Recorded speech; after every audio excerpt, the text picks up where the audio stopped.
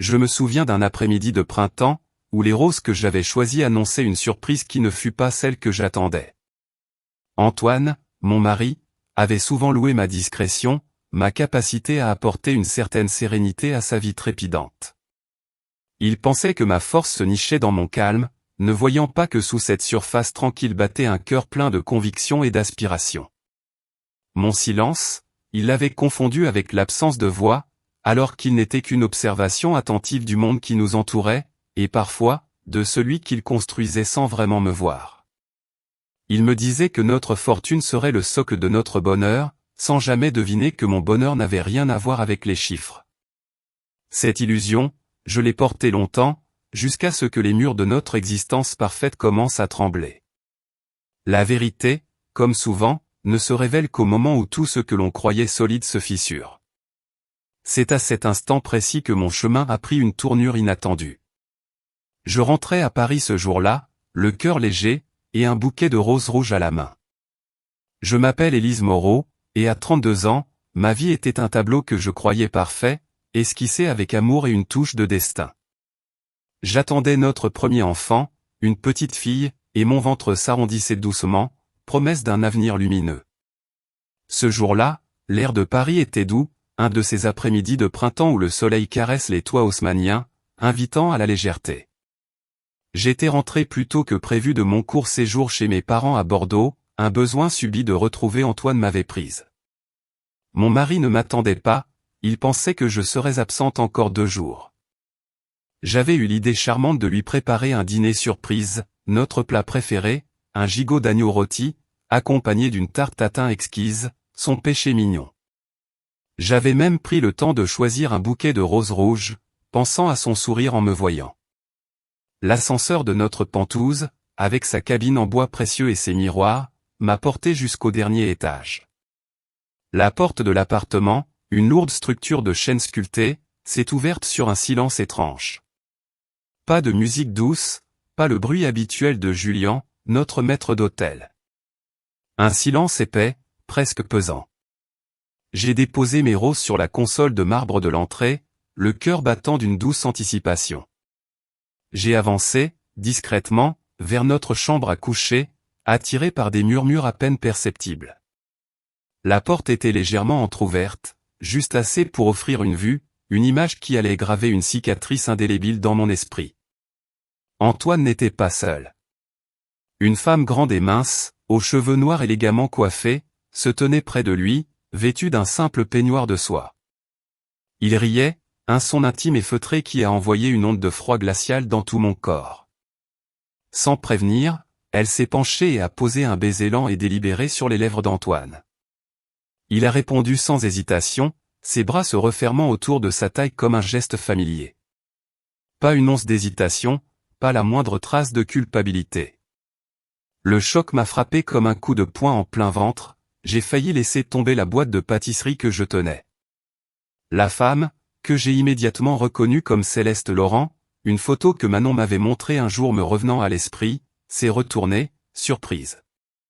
Antoine a reculé, comme tiré brutalement vers la réalité, son visage passant de la confusion à l'horreur en une fraction de seconde. Ses lèvres brillaient encore du baiser. Pendant plusieurs instants interminables, personne n'a bougé. Mon cœur tambourinait si violemment que je me suis demandé s'il pouvait l'entendre aussi. Les mots se sont figés dans ma gorge, incapables d'émerger. Toutes ces taches de rouge à lèvres, le parfum inconnu, le comportement distant, ce n'était pas de la paranoïa. C'était une réalité froide, indéniable, qui se déroulait sous mes yeux. Élise a finalement bégayé Antoine, sa voix brisée. Ce n'est pas ce que tu crois. Mais comment cela pouvait-il être autre chose ?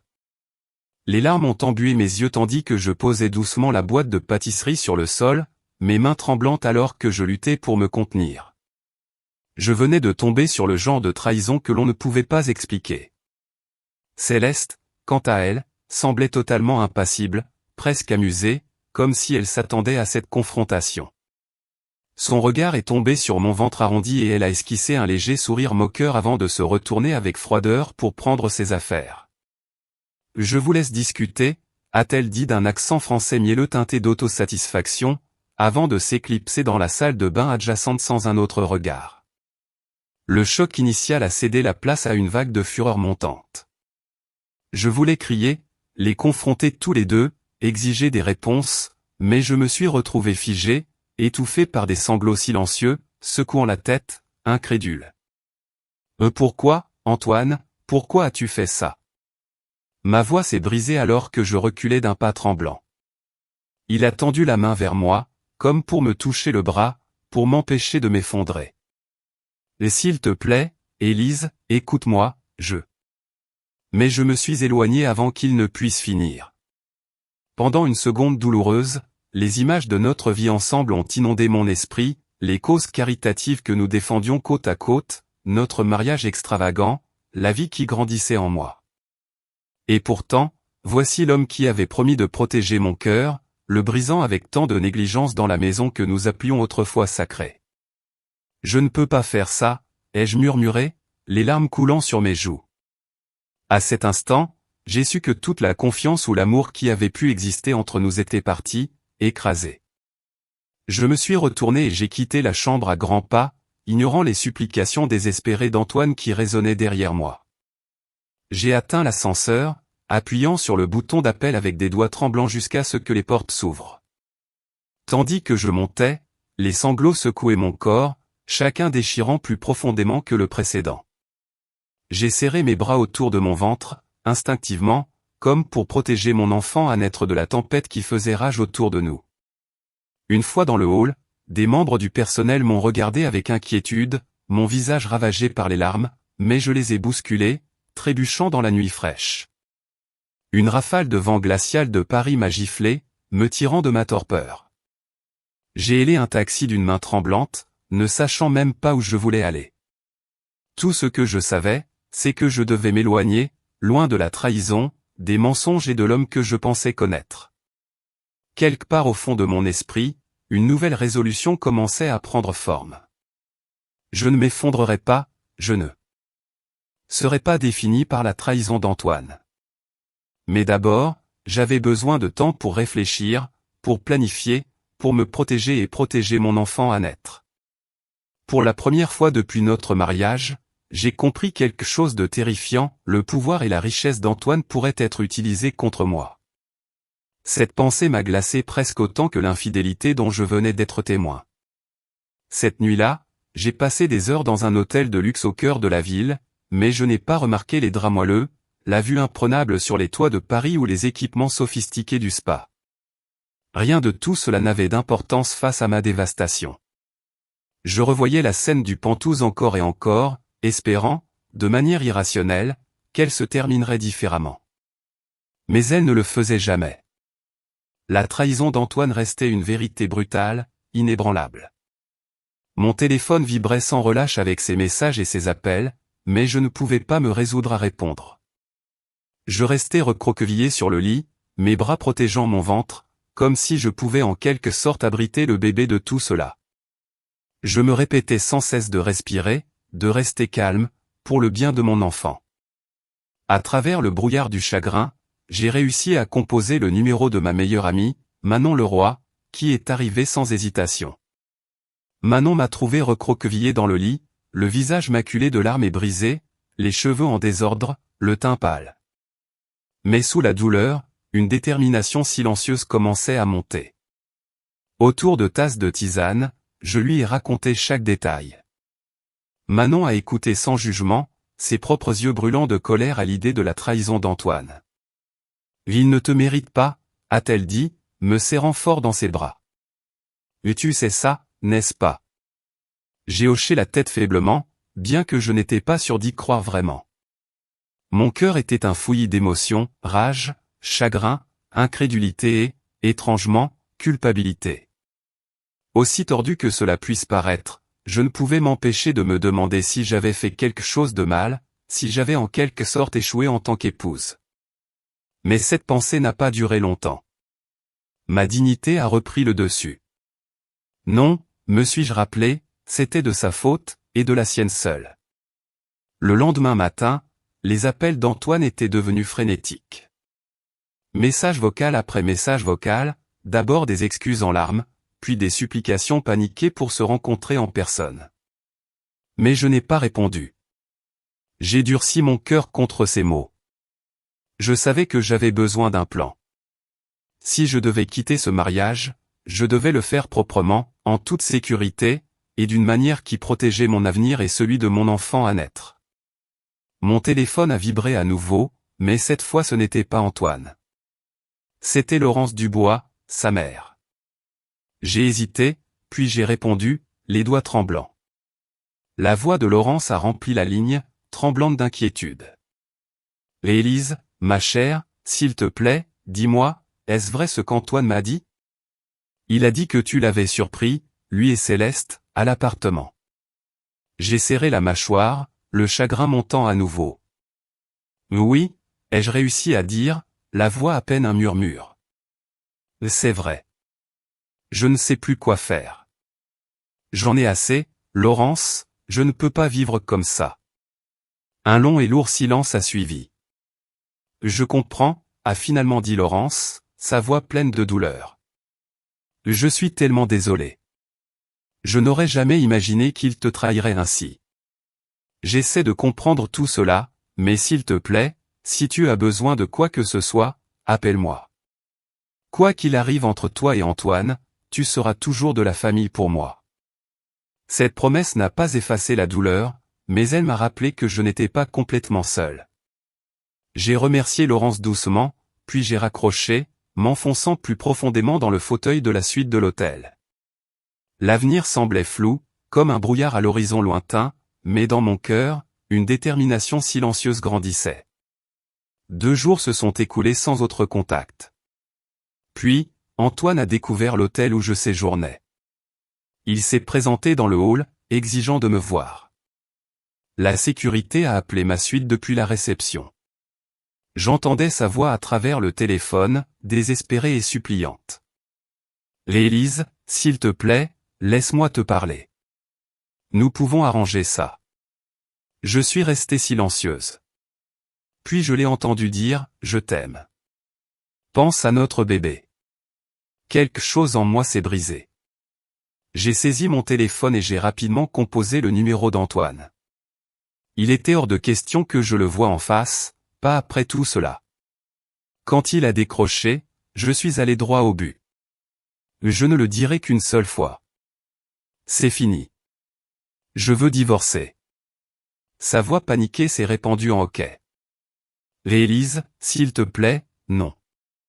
Nous pouvons aller en thérapie, nous pouvons. » Je ne l'ai pas laissé finir.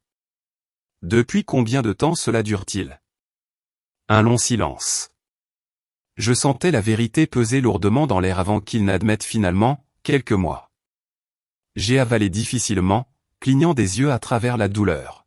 « Et tu savais que j'étais enceinte et tu m'as quand même trahi. » Ma voix tremblait. « Et tu m'as menti, Antoine, chaque jour. » J'entendais presque son frisson à l'autre bout de la ligne. « J'ai fait une erreur. »« Non, » ai-je claqué, ma voix devenant plus ferme. « Une erreur, c'est d'oublier notre anniversaire. Ce que tu as fait, ce que tu as continué de faire, c'était un choix. Des choix répétés et conscients d'être infidèle. Je ne vais pas me soumettre, ni soumettre notre enfant, à ce genre de douleur. » Il y a eu une pause. Puis il a dit quelque chose que je n'attendais pas à l'écoute, « Nous avons signé le contrat de mariage. Tu seras prise en charge. » Je ne pensais pas que tu le saurais un jour. Élise s'est figée. Les mots ont frappé plus fort que je n'aurais pu l'imaginer. C'était donc ça. Il ne trichait pas seulement, il calculait tout, couvrait ses traces, supposait que je resterais silencieuse, discrète. Il pensait que l'argent pouvait réparer la trahison. Ses protestations sont venues par vagues brisées, mais j'ai clairement exprimé ma position. Mon avocate te contactera pour les détails. Ne m'appelle pas, sauf si c'est pour le bébé. Je ne peux plus supporter d'entendre tes excuses. Et sur ce, j'ai raccroché. Tout mon corps tremblait. En un seul appel, j'avais mis fin à mon mariage. Le poids surréaliste de tout cela pesait sur ma poitrine. Mais sous la douleur, il y avait autre chose, un soulagement. J'avais fait le premier pas pour reprendre ma vie. La route à venir serait brutale, bataille juridique, frénésie médiatique, tourments émotionnels. Mais je refusais de laisser la trahison d'Antoine définir qui j'étais. Après l'appel, je me suis effondré sur le lit, sanglotant dans les draps de soie. Manon s'est assise à côté de moi, silencieusement, me tenant la main tandis que les larmes coulaient. Elle a murmuré des mots apaisants, m'ancrant au milieu de la tempête. À travers le chagrin, mon esprit ne cessait de revenir à une seule chose, le bébé qui grandissait en moi.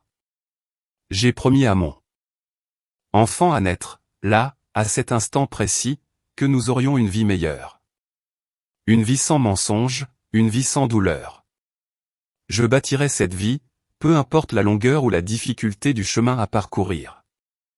Une fois le processus de divorce entamé, j'ai réalisé à quel point la vie pouvait devenir compliquée lorsqu'on était marié à un milliardaire. Les paparazzis me traquaient sans relâche, désespérés de prendre une photo de l'épouse bafouée. Les gros titres remplissaient les tabloïds et les blogs à potins. L'Élise Moreau fuit le magnate de la technologie infidèle, l'héritière du styliste exposé, la maîtresse d'Antoine Dubois révélée. Même des publications financières respectées ont commencé à reprendre l'histoire, spéculant sur l'impact du scandale sur les actions de Dubois Solutions Logistiques. Je me sentais étouffé par tout cela, les ragots, l'attention, le poids. Je rêvais de m'échapper. Les souvenirs hantaient chaque recoin de Paris, une ville qui avait autrefois représenté le summum de mes rêves. Maintenant, elle me semblait étouffante, enveloppée de trahison et de douleur. J'avais besoin de m'échapper, de respirer, de me ressaisir et, plus que tout, de protéger mon enfant du chaos qui tourbillonnait autour de nous. C'est là que j'ai pris une décision audacieuse, je quitterai le pays. Une de mes plus chères amies de mes jours de bénévolat, Adeline Rossi, avait déménagé à Milan, où elle travaillait pour une galerie d'art renommée, partenaire de l'UNESCO. Adeline m'avait encouragé à venir la visiter pendant des années, louant la culture vibrante de la ville, sa cuisine exquise et sa riche scène philanthropique. Maintenant, Milan me semblait plus qu'une simple destination, c'était un salut. Avant de partir, j'ai rencontré discrètement mon avocate, maître Brigitte Simon, pour finaliser les étapes nécessaires du divorce. Maître Simon était brillante, intrépide et réputée pour son style direct au tribunal. Elle m'a rassuré, me disant qu'elle s'occuperait de tout côté français, y compris des tactiques agressives que l'équipe juridique de haut vol d'Antoine pourrait tenter d'utiliser. Après tout, Antoine avait beau vouloir que les choses soient civiles, quand l'argent et la fierté étaient en jeu, même les négociations les plus simples pouvaient devenir impitoyables. Mes parents, Raphaël et Karine, m'ont offert leur soutien inconditionnel. Bien que déchirés de voir leur fils souffrir autant, ils admiraient ma force. Karine a amoureusement emballé mes petits plats faits maison préférés pour le vol, un réconfort pour chaque fois que je me sentirais seul. Raphaël a embrassé mon front et m'a murmuré en espagnol, « Fuerte, mi hija. Sois fuerte para tu hijo. Sois forte pour ton enfant. » Avec quelques valises, un dossier de documents juridiques et les plats de ma mère soigneusement rangés dans mon bagage à main, j'ai embarqué pour Milan. Alors que l'avion s'élevait dans le ciel, j'ai fermé les yeux et j'ai laissé la vague d'émotions m'envahir, soulagement, peur, espoir et chagrin, tout emmêlé. Arrivé à Milan, c'était comme entrer dans un autre monde. L'architecture grandiose de la ville, couronnée par le majestueux Duomo de Milan, a remué quelque chose en moi qui était resté longtemps endormi. Adeline m'attendait à l'aéroport de Malpensa, les bras ouverts. Elle m'a serré dans ses bras et a murmuré, « Tu es en sécurité ici. » Elle m'a conduite à une voiture noire élégante qui les attendait juste à l'extérieur, qui nous a emmenés vers un appartement confortable dans le quartier historique de Brera à Milan. Au cours des semaines suivantes, je me suis permis de guérir. Je me suis promené dans les rues pavées, perdu dans la magie des galeries d'art, des boutiques de luxe et des trattorias cachés. J'ai admiré la scène de Léonard de Vinci. Je me suis offert un gelato dans de charmants cafés en terrasse. J'ai regardé le soleil se lever sur les canaux de la Navigli, inhalant le parfum de l'espresso frais et m'imprégnant du murmure de la vie locale. Progressivement, j'ai commencé à retrouver la joie des choses simples.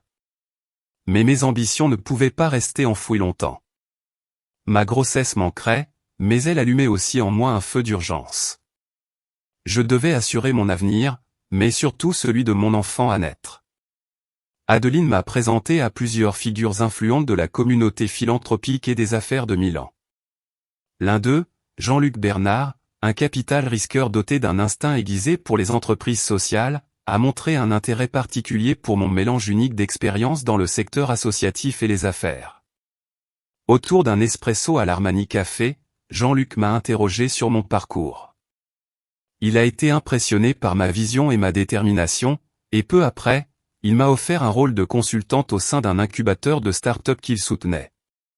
Ce travail n'était pas glamour selon les standards des milliardaires, mais il était parfait pour moi. Je pouvais rester à Milan, reconstruire ma crédibilité professionnelle et continuer à poursuivre ma passion pour le travail humanitaire. Plus important encore, je pouvais le faire à mes propres conditions, libre de l'ombre d'Antoine. Bien sûr, le divorce planait constamment en arrière-plan. De temps en temps, Maître Simon m'envoyait des mises à jour sur les négociations en cours, litiges immobiliers, pensions alimentaires, batailles juridiques. J'ai également appris qu'Antoine insistait pour une garde partagée de notre enfant à naître. Il prétendait vouloir être un père impliqué, mais je soupçonnais qu'il s'agissait davantage de contrôle que de préoccupation. Pourtant, Milan me donnait l'espace dont j'avais si désespérément besoin. À bien des égards, ma vie là-bas ressemblait à une nouvelle page. J'ai décoré mon appartement avec des tons doux et terreux, plaçant des fleurs fraîches près des fenêtres. J'ai rejoint un cours de yoga prénatal et j'ai progressivement construit un cercle de soutien avec d'autres futures mamans, des femmes qui admiraient ma force sans s'immiscer dans les blessures de mon passé. Mon ventre s'arrondissait chaque mois qui passait, un témoignage vivant de la nouvelle vie que je portais et de la résilience tranquille qui fleurissait en moi. C'est ainsi que commença mon voyage à l'étranger, un baptême du feu qui alluma une étincelle dont je n'avais pas réalisé l'existence. Chaque pas que je faisais loin des ruines de mon mariage et vers l'avenir que j'envisageais me procurait un sentiment de liberté. Le chemin à parcourir ne serait pas facile, mais j'embrassais l'incertitude avec un cœur grand ouvert. Je me reconstruisais, dans tous les sens du terme, et je ne laisserais personne, pas même un ex-mari milliardaire, se mettre à nouveau sur mon chemin. La vie à Milan, bien sûr, s'accompagnait de ses propres défis, mais elle m'offrait aussi quelque chose que je n'avais pas ressenti depuis longtemps, la paix. Je vivais dans un appartement confortable avec un balcon fleuri, niché près de la vibrante Piazza del Duomo.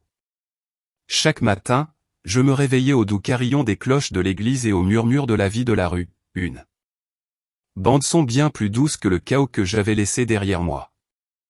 Mon nouveau rôle de consultante à l'incubateur de start-up était un tourbillon d'innovation et de promesses.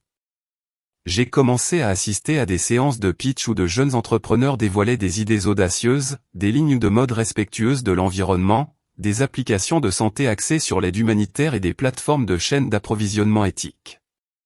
Forte de mon expérience unique à la fois dans la philanthropie et les affaires, je suis rapidement devenu un atout recherché. Jean-Luc Bernard l'a remarqué aussi. Il a commencé à me présenter à son réseau d'investisseurs et de chefs d'entreprise, reconnaissant la valeur que j'apportais à la table. Jour après jour, ma confiance grandissait. Je n'étais plus seulement l'ex-femme enceinte d'un milliardaire, j'étais une femme professionnelle qui reconstruisait son identité à ses propres conditions.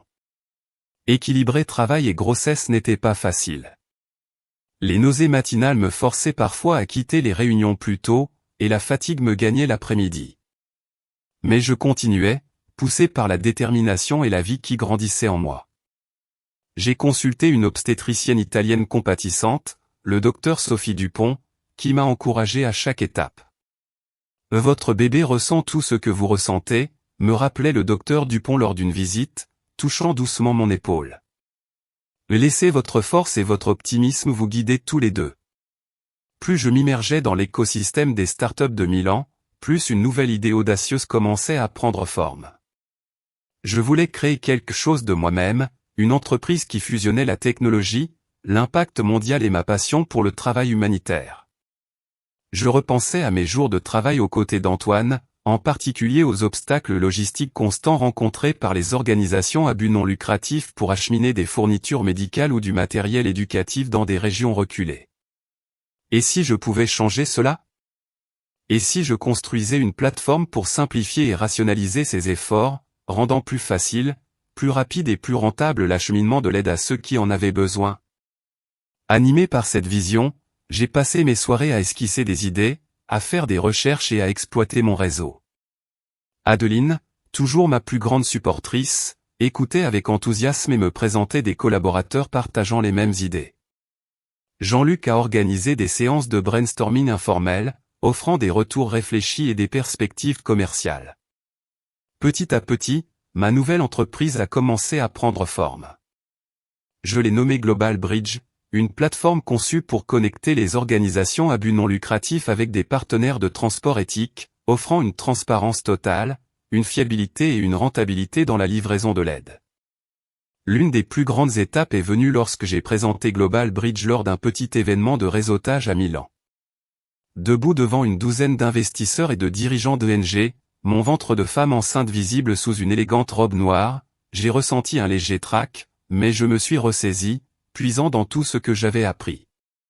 J'ai parlé avec passion de l'impact que Global Bridge pourrait avoir, comblant les lacunes logistiques qui ralentissaient souvent les fournitures d'aide essentielles, comme les vaccins, les manuels scolaires et les biens de secours en cas de catastrophe. L'aide pourrait être livrée plus efficacement, plus rapidement et à moindre coût. À la fin de ma présentation, la salle bourdonnait d'intérêt. Quelques participants ont pris des notes. Un investisseur parisien d'âge mûr, Marc Duval, a posé des questions pointues sur l'évolutivité et la rentabilité. J'ai répondu calmement, expliquant comment l'intégration d'analyses avancées et de l'IA rationaliserait les opérations et réduirait les frais généraux. Les représentants des ONG présents dans la salle étaient particulièrement intrigués par le potentiel de suivi en temps réel et d'affectation des ressources. À la fin de la session, j'avais une épaisse pile de cartes de visite et plusieurs demandes de rendez-vous de suivi. Ce soir-là, je suis retourné à mon appartement, vibrante d'excitation. J'ai rejoué la présentation dans ma tête, souriant chaque fois que je me souvenais du hochement de tête affirmatif et des compliments. Pour la première fois depuis ce qui me semblait être une éternité, je croyais vraiment pouvoir construire quelque chose de significatif, quelque chose qui m'appartenait entièrement, intouché par l'influence ou l'argent d'Antoine. Bien sûr, l'ombre de mon divorce en cours planait toujours. De temps en temps, Maître Simon m'envoyait des mises à jour sur les stratégies changeantes d'Antoine. Il avait récemment proposé un généreux arrangement financier en échange d'un divorce discret et non contesté, mais cela venait avec des conditions, les droits paternels et un calendrier de visite proposé. J'étais déchiré. Je voulais désespérément tourner la page, mais une partie de moi craignait que permettre à Antoine de prendre pied dans ma vie, même en tant que père, ne compromette tout ce que j'essayais de reconstruire. Une nuit sans sommeil, mon téléphone a sonné de manière inattendue. C'était Laurence Dubois. « Je voulais juste prendre de tes nouvelles, ma chère », a dit Laurence doucement. « Les médias ici sont implacables. Je m'inquiète pour toi et le bébé. » J'ai expiré, un tourbillon d'émotions montant dans ma poitrine. J'appréciais la préoccupation de Laurence, sincèrement, mais je savais aussi que le nom Dubois et tout ce qu'il représentait ne pourrait jamais être entièrement séparé d'Antoine. Pourtant, le ton de Laurence s'est adouci davantage. « Je m'en sors », ai-je répondu. « Milan m'a fait du bien. » Il y a eu une pause. Puis la voix de Laurence s'est encore adoucie. « J'espère qu'un jour tu pourras lui pardonner », a-t-elle dit, tremblante. « C'est mon fils, et je l'aimerai toujours, mais je sais qu'il t'a profondément blessé. » Le pardon me semblait impossible, lointain. La trahison restait vive et non cicatrisée sous ma surface calme. « Je n'en suis pas encore là, Laurence, » ai-je répondu doucement. « Mais merci d'avoir appelé. » Après l'appel, j'ai fixé mon reflet dans la fenêtre de l'appartement. Les lumières de la ville scintillaient derrière moi, mais ce sur quoi je me concentrais, c'était ma propre posture, calme, ancrée, stable. J'ai réalisé à quel point j'avais changé. L'ancienne Élise aurait pleuré ou se serait effondrée, mais la femme que je devenais, elle construisait quelque chose de remarquable. Même le bébé, qui a donné un léger coup de pouce à l'intérieur de mon ventre, semblait reconnaître le changement en moi. J'ai posé une main sur mon ventre et je me suis permis un sourire silencieux et plein d'espoir. Chaque jour qui passait, mon entreprise à Milan prenait une forme plus claire. J'ai commencé à attirer une petite équipe passionnée, des développeurs technologiques, des stratèges logistiques et des conseillers philanthropiques, chacun d'eux attiré par ma vision et ma détermination. Au moment où mon deuxième trimestre touchait à sa fin, j'avais obtenu mon premier tour de financement de démarrage. Ce n'était nulle part près des milliards qu'Antoine commandait aux États-Unis, mais c'était le mien, entièrement le mien. Dans les moments de calme, je me demandais parfois si Antoine n'essaierait pas de saboter mes efforts, ou pire, de s'approprier mon entreprise pour son propre gain. Mais en voyant ma petite entreprise prendre vie, étape par étape, j'ai réalisé quelque chose de puissant, je ne le craignais plus. Je façonnais, littéralement, un nouvel avenir, un avenir qui ne tournait plus autour de lui, de son nom ou de son héritage. Oui, j'étais enceinte, oui, j'avais été trahi, et oui, j'étais loin de chez moi, mais je ne m'étais jamais senti aussi vivante. Mon corps s'est figé. Je me suis souvenu de ce silence épais en entrant dans l'appartement, ce silence qui n'était pas celui de l'absence, mais celui d'une intimité volée. Le parfum, ce parfum que je n'avais pas su identifier, il émanait de cette femme. Le rire discret, c'était le leur, complice et léger, alors que le mien s'était éteint depuis des semaines. J'ai revu leurs gestes, si naturels, si désinvoltes, comme s'ils avaient toujours existé dans ce décor que je croyais nôtre. C'était bien plus qu'une simple indiscrétion. C'était une trahison tissée dans le temps, un mensonge qui avait pris racine au cœur de ma vie. Je n'ai pas crié. Pas un mot n'est sorti de ma gorge nouée. Le sang semblait s'être retiré de mes veines, laissant place à une sensation de vide glacial. Je me suis contenté de déposer la boîte de pâtisserie sur le sol, avec une lenteur presque rituelle, comme un adieu silencieux à l'illusion. Mon regard a croisé celui d'Antoine, un instant. Dans ses yeux, j'ai vu la panique, la honte, la sidération. Mais il était trop tard. Les mots qu'il aurait pu prononcer n'auraient eu aucun sens, aucun poids face à ce que mes yeux venaient de voir. Je me suis retourné sans un bruit, sans un geste. J'ai senti mes pas lourds sur le marbre froid de l'entrée, un écho assourdissant dans ce silence qui m'avait accueilli. La porte du pantouf s'est refermée derrière moi, non pas avec un claquement rageur, mais avec un soupir doux, comme si elle scellait la fin d'une époque. J'ai erré dans les rues de Paris, sans but précis. Les lumières de la ville s'allumaient, indifférentes à la tempête qui faisait rage en moi. Chaque pas était une douleur, une confirmation de l'irréel qui venait de devenir ma réalité.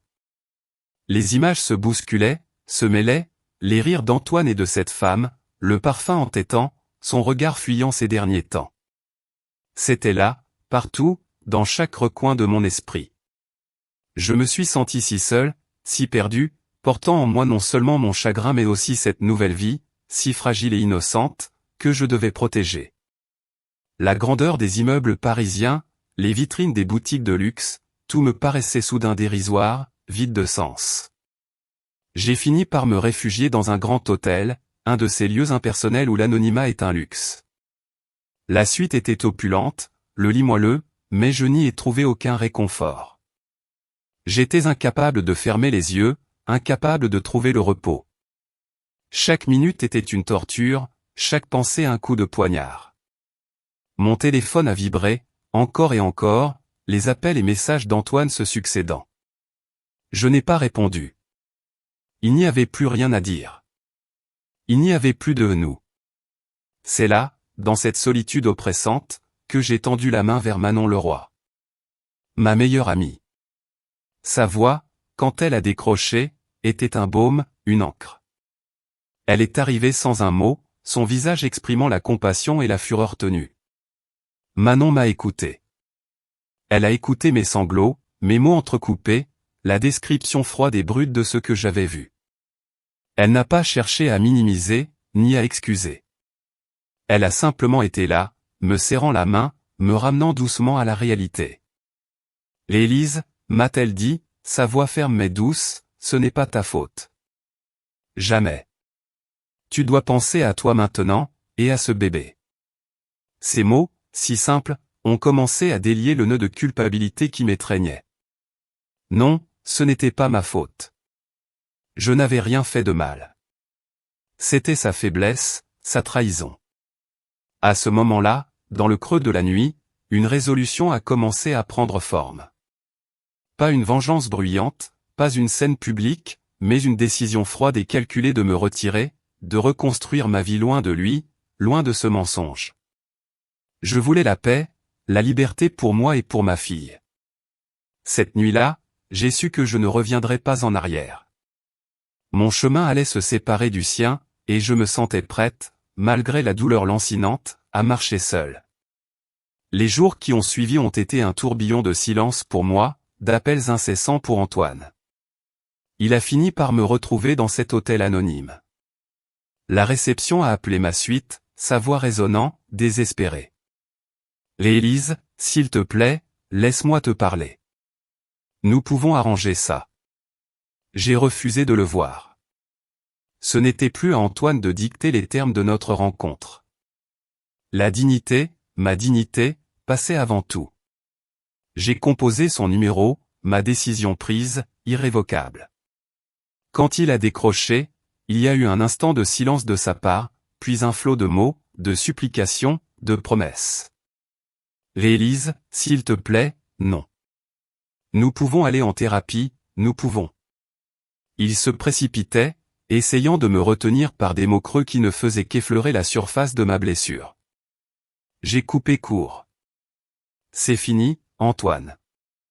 Je veux divorcer. » Le silence qui a suivi cette déclaration était pesant, rempli de son souffle haletant.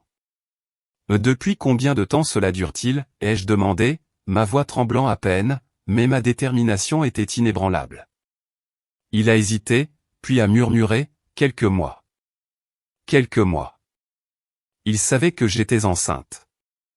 Il m'avait menti, chaque jour, sous le toit que nous partagions.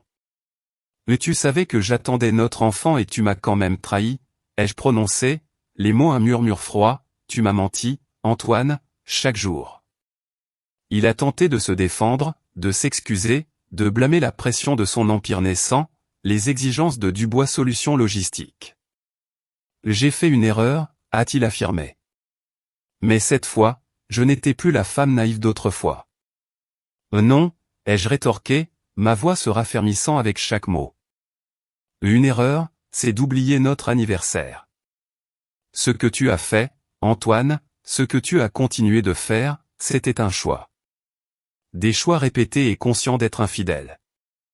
Je ne me soumettrai pas, ni notre enfant, à ce genre de douleur. » Il y a eu un autre silence.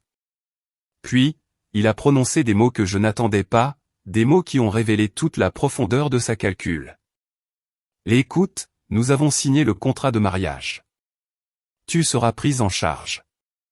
Je ne pensais pas que tu le saurais un jour. » Le choc. Ce n'était pas seulement de la trahison, c'était une manœuvre calculée.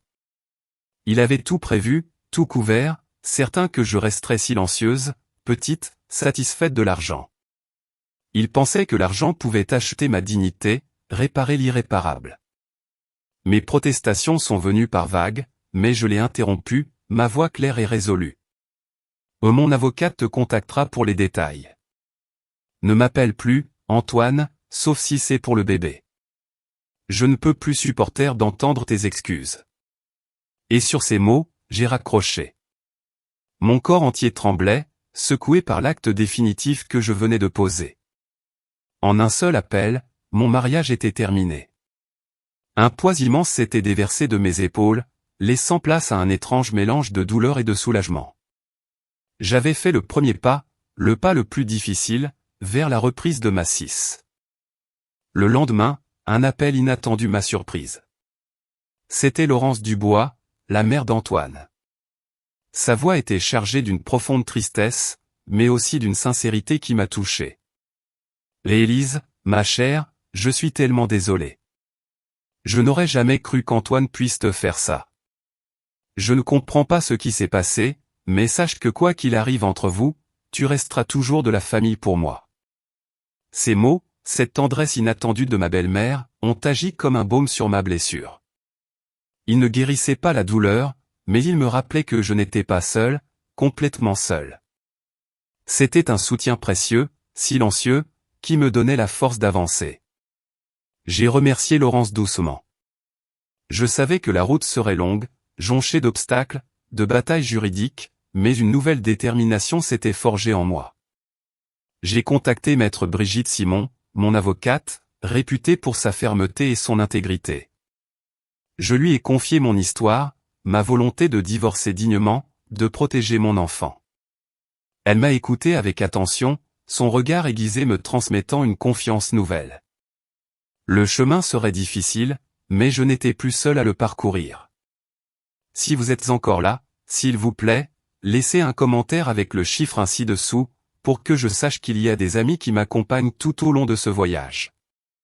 Votre présence est ma plus grande source d'encouragement pour que je puisse raconter la dernière partie de cette histoire. Mes parents, Raphaël et Karine, ont accueilli ma décision avec une force et un amour qui m'ont profondément ému. Bien que déchirés de me voir souffrir, ils ont admiré mon courage. Karine a rempli ma valise de petits plats faits maison, des saveurs familières pour apaiser mon cœur loin de chez moi.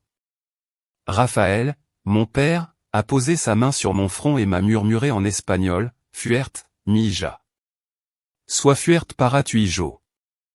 Sois forte pour ton enfant. » Leur soutien inconditionnel était une fondation solide sur laquelle je pouvais me reposer. C'est avec ce mélange de soulagement et d'une légère anxiété que j'ai pris l'avion pour Milan. Les lumières de Paris s'éloignèrent sous les ailes de l'appareil, emportant avec elles les éclats de mon passé. En arrivant à Milan, j'ai eu l'impression de pénétrer dans un autre monde, un monde où l'architecture grandiose et le dôme majestueux semblaient chanter une nouvelle mélodie pour mon âme. Adeline Rossi m'attendait à l'aéroport de Malpensa, les bras grands ouverts. Son étreinte chaleureuse et ses mots simples, « Tu es en sécurité ici », ont dissipé une grande partie de mes craintes. Elle m'a conduite à un appartement confortable dans le quartier historique de Brera, un havre de paix où je pourrais commencer à me reconstruire. Les premières semaines ont été consacrées à la guérison. Je me suis perdu dans les rues pavées, les galeries d'art, les boutiques de luxe, et les trattorias cachés. J'ai contemplé la scène de Léonard de Vinci, me suis délecté de glaces artisanales, et j'ai regardé le soleil se lever sur les canaux de la Navigli, humant le parfum de l'espresso frais et m'imprégnant de l'énergie locale. Lentement, j'ai retrouvé le goût des choses simples, le plaisir d'exister sans le poids du passé. Mon ventre s'arrondissait, rappel constant de la vie qui grandissait en moi, et de ma nouvelle mission. Adeline, qui travaillait dans le monde de l'art et de la philanthropie, m'a présenté à Jean-Luc Bernard. C'était un capital risqueur avec un œil aiguisé pour les projets à impact social, une rareté dans ce milieu. Autour d'un espresso, il a écouté attentivement mon parcours, mes expériences dans le secteur humanitaire et mes compétences en affaires. Il a été impressionné par ma vision, ma détermination silencieuse. Peu après, il m'a offert un poste de consultante au sein de l'incubateur de start-up qu'il soutenait. Ce n'était pas l'univers doré et ostentatoire d'Antoine, mais c'était parfait. Je pouvais rester à Milan, reconstruire ma crédibilité professionnelle et poursuivre ma passion pour le travail humanitaire, à mes propres conditions, libre de toute influence. Les discussions avec Adeline et Jean-Luc m'ont permis de concrétiser une idée qui germait en moi depuis des mois. Je voulais créer une plateforme, un pont, pour optimiser la logistique humanitaire, rendre l'aide plus rapide et plus efficace pour ceux qui en avaient le plus besoin. Ainsi est né Global Bridge. Milan n'était plus seulement un lieu de refuge, c'était le berceau de ma nouvelle vie, de mon autonomie, et d'un projet qui me portait bien au-delà de mes propres blessures. Le rythme de vie à Milan était intense mais stimulant. Je travaillais sans relâche à l'incubateur de start-up, à développer Global Bridge. L'équipe initiale a commencé à se former, des développeurs, des stratèges en logistique, tous passionnés par la vision d'un monde où l'aide parvenait plus efficacement. Mais l'ombre d'Antoine n'était jamais très loin. Les courriers de maître Brigitte Simon, mon avocate, arrivaient régulièrement, m'informant des manœuvres juridiques d'Antoine. Il intentait des procès, tentait de discréditer ma réputation auprès des investisseurs potentiels, cherchant à entraver mes progrès. Il insistait sur la garde partagée de notre enfant à naître, arguant de son rôle de père, mais je percevais surtout un désir de contrôle, de domination. Je me tenais ferme, guidé par Maître Simon qui me conseillait avec sagesse et fermeté depuis Paris. Je refusais de me laisser intimider. Un après-midi, alors que j'étais bien avancé dans ma grossesse, Antoine est apparu à Milan, sans prévenir. Je l'ai aperçu depuis mon balcon, descendant d'une berline luxueuse, flanqué de 2 hommes en costume impeccable, ses gardes du corps, sans doute. J'ai senti mon cœur s'emballer, mais j'ai refusé de le laisser m'atteindre. Je suis descendu dans le hall de mon immeuble, déterminé à contrôler cette confrontation. Il était là, l'air à la fois épuisé et déterminé, impeccable dans son costume bleu marine. Son regard est tombé sur mon ventre arrondi, et j'ai perçu un éclair de douleur dans ses yeux. « Élise, a-t-il dit, sa voix basse, tu as l'air bien. » J'ai croisé les bras sur mon ventre, ma voix froide. « Que fais-tu ici, Antoine ? Si tu avais besoin de me voir, tu aurais dû passer par mon avocate. » Il a soupiré, passant une main dans ses cheveux parfaitement coiffés. « Élise, c'est important. Je sais que j'ai fait des erreurs, de terribles erreurs, mais je ne veux pas te perdre, ni notre enfant. » Sa voix s'est brisée sur le dernier mot. « Laisse-moi arranger ça. » La colère, vive et inébranlable, a monté en moi. « Tu ne peux pas simplement débarquer à Milan et jouer au mari repentant, Antoine. Tu as fait ton lit. Littéralement.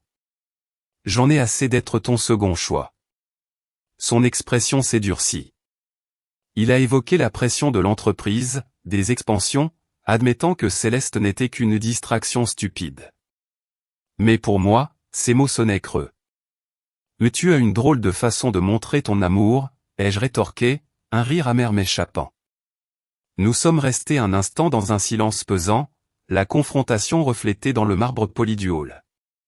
Finalement, Antoine a reculé. « Je suis prêt à régler le divorce à l'amiable, a-t-il dit, sa voix plus basse. Je veux subvenir à tes besoins et à ceux du bébé, mais je veux aussi faire partie de la vie de mon enfant. J'ai besoin de ta garantie que tu ne m'excluras pas. » J'ai étudié son visage, cherchant la sincérité derrière les mots. Mais même à travers ma colère, je ne pouvais nier une vérité, notre enfant était aussi le sien. « Je n'essaie pas de t'exclure, » ai-je répondu finalement, ma voix gardée mais calme.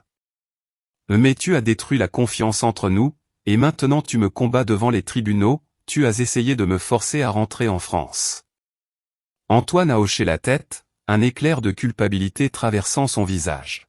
« Mon avocat a dit que c'était la démarche la plus stratégique. »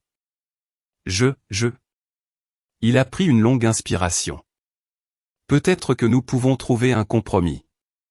Je retirerai la requête en matière de garde si tu me laissais être là pour la naissance, me laissais être un père. » Ces mots flottaient dans l'air, suscitant une tempête de sentiments contradictoires en moi.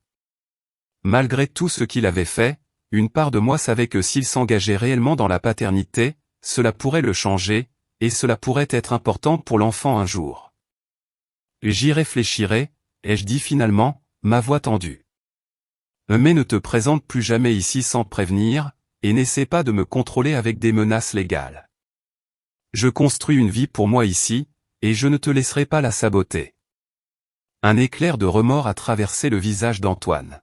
« Je comprends, » a-t-il dit doucement. Il a hésité, puis a esquissé un sourire contraint, presque brisé. « Tu es radieuse, au fait. La grossesse te va bien. » Je n'ai pas répondu. Je me suis détourné avant que ma résolution ne vacille.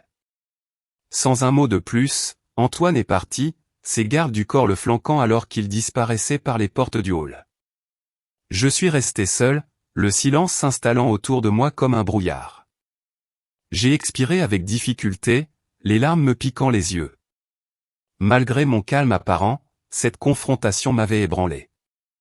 J'ai réalisé que me séparer complètement d'Antoine serait bien plus difficile que je ne l'avais imaginé. Mais j'ai aussi compris quelque chose d'encore plus important, ma vie ne tournait plus autour de lui. J'avais Global Bridge, de nouvelles amitiés, et la promesse lumineuse d'un avenir qui m'appartenait, à moi seul. L'arrivée soudaine d'Antoine à Milan avait peut-être menacé ma paix, mais elle ne me ferait pas dérailler. La tempête m'avait suivi au-delà des océans, mais je n'y sombrerai pas. Je m'élèverai, comme je l'avais toujours fait, et je protégerai la vie que je construisais. Mon parcours à Milan a continué, j'ai plongé tête la première dans le travail. Chaque nouveau partenariat signé, chaque organisation non gouvernementale intégrée à la plateforme, me rappelait le chemin parcouru. J'ai donné naissance à ma fille, Léa. Ce fut un moment d'une intensité et d'une pureté inouïe, effaçant d'un coup toutes les peines passées. Léa est devenue mon phare, ma plus grande source de motivation. Bien que les négociations avec Antoine aient continué, souvent tendues, ma concentration n'a jamais faibli. Je m'épanouissais en élevant Léa dans un monde d'amour, de stabilité et d'indépendance. La période de Noël a été particulièrement émouvante. Nous avons célébré le premier Noël de Léa à Milan, entouré d'Adeline et de Jean-Luc, une nouvelle famille que je m'étais choisie. Je sentais que Global Bridge était sur le point de connaître un succès immense, bien plus qu'une simple entreprise, un véritable héritage. Global Bridge a connu une expansion fulgurante. Les organisations non gouvernementales louaient son efficacité, les investisseurs percevaient son potentiel à grande échelle.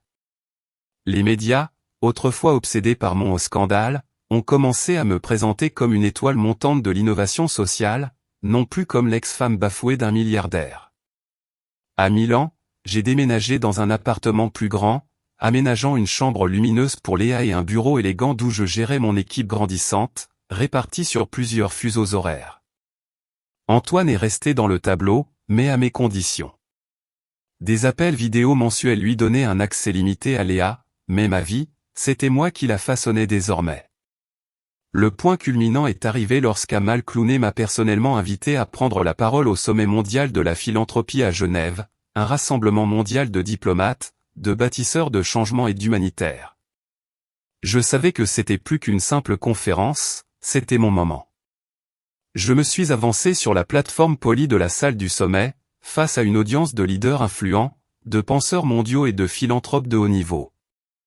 Ma voix, calme et claire, a commencé mon discours liminaire, un voyage concis mais puissant à travers ma mission de rationaliser la logistique humanitaire, parsemée d'histoires personnelles de résilience et de renaissance.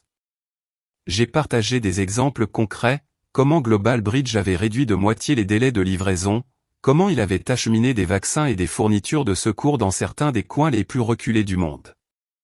Des photos ont défilé sur l'écran, des graphiques ont révélé des histoires d'impact qui donnaient vie aux données. Ma phrase de clôture a été douce mais inoubliable, la logistique peut unir notre monde, car lorsque l'aide se déplace plus vite, l'espoir arrive plus tôt. L'audience s'est levée pour m'applaudir, les larmes me sont montées aux yeux, non pas de tristesse, mais de triomphe.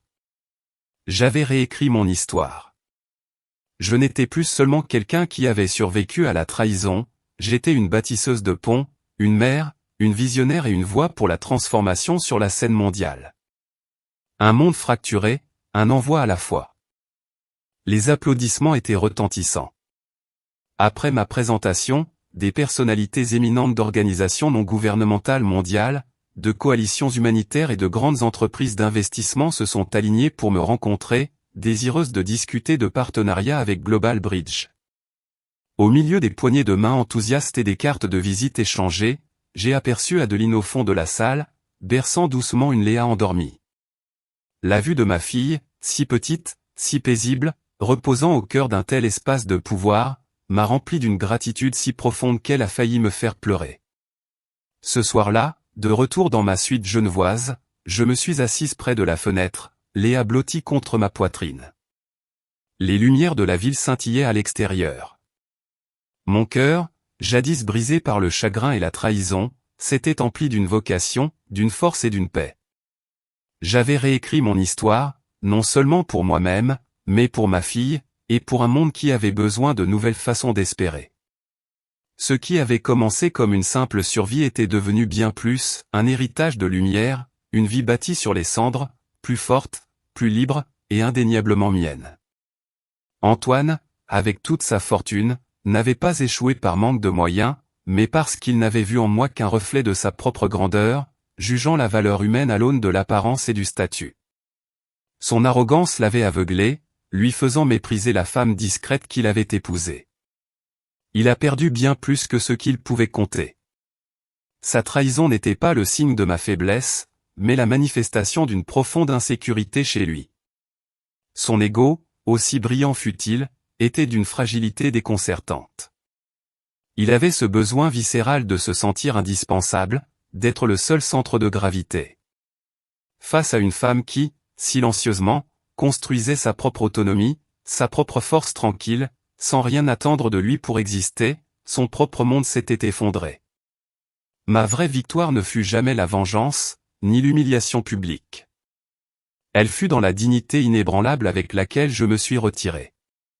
Sans un mot d'explication, sans une once de rancœur, j'ai choisi de partir, fidèle à mes valeurs les plus profondes. Ma plus grande victoire fut de me retrouver, de construire une vie ancrée dans l'intégrité et l'authenticité. J'ai choisi la paix plutôt que l'amertume, le respect de soi plutôt que la rétribution. Tandis que Léa remuait doucement dans son sommeil, j'ai regardé l'horizon nocturne et murmuré, « Un jour, tu comprendras pourquoi j'ai choisi de partir, et le chemin que nous avons parcouru. » Dehors, le vent déplaçait les rideaux comme une promesse. Le chapitre suivant restait à écrire, mais pour la première fois, j'avais hâte de le découvrir. La vraie richesse ne se compte pas en chiffres, mais en intégrité. Parfois, la force réside non pas dans le combat, mais dans la sérénité du départ. Et vous, que retenez-vous de cette histoire, de ces chemins que l'on choisit? L'histoire de Élise Moreau se termine ici. Que pensez-vous de la décision d'Élise? Auriez-vous agi différemment à sa place? Partagez vos réflexions dans les commentaires, je lis toujours chacun de vos mots avec attention. Si cette histoire vous a touché, si elle vous a fait réfléchir, n'oubliez pas de laisser un pouce bleu, de la partager avec quelqu'un qui, vous le croyez, en sera également ému, et de vous abonner à la chaîne pour ne pas manquer nos prochaines explorations. Je vous retrouve très bientôt pour un nouveau récit, et qui sait, la prochaine fois, ce sera peut-être vous. Cette histoire est fictive, et les actions présentées ne doivent pas être reproduites dans la vie réelle, regardez-la comme une réflexion sur les relations humaines.